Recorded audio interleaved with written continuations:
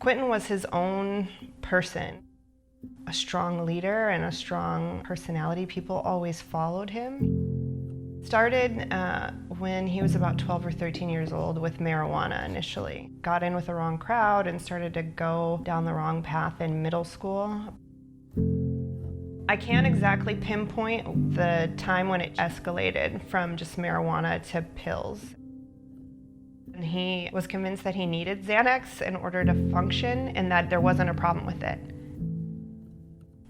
I'll never forget, he came home and he had smoked pot and taken Xanax. To see your kid like that,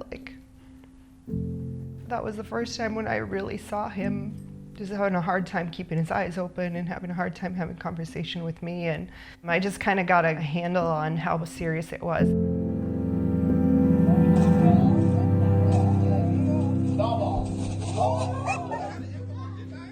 Yeah, you whipped it behind. It's right by the ball right there.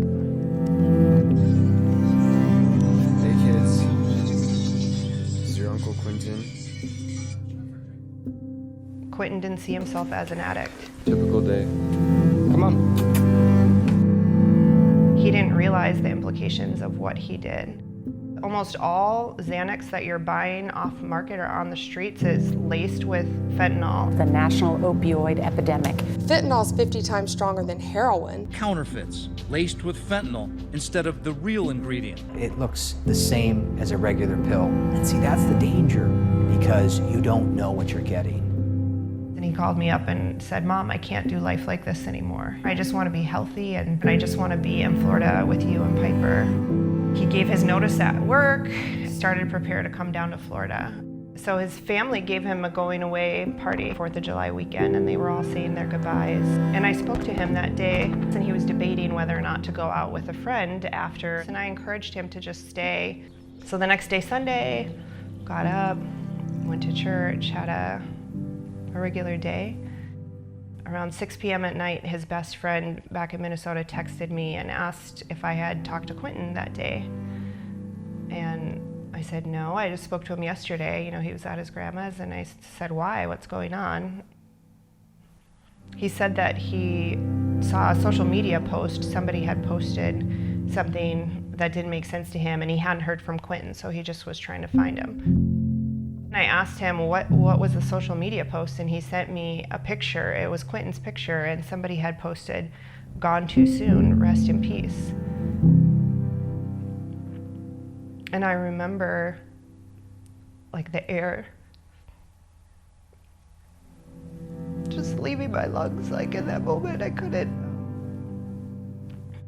breathe. The other people in the apartment came and they tried to resuscitate him, and they called an ambulance, and by the time they got there, he was already gone.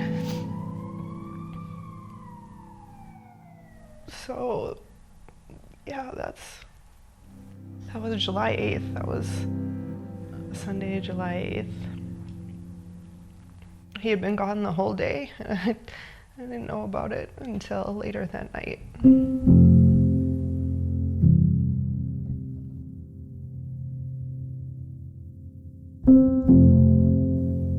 I pray that you would learn from his one mistake and let it be the thing that shapes your decision and shapes your lives. Whenever someone wants to hand you a pill, understand that that could be the last thing that you do, Well, stop. If you're walking through a season of adversity right now, if you're facing a challenge that seems overwhelming, or if you've lost someone that you love, or if someone is in the middle of the throes of addiction and it feels like you don't know up from down, I'm here to tell you that there is hope.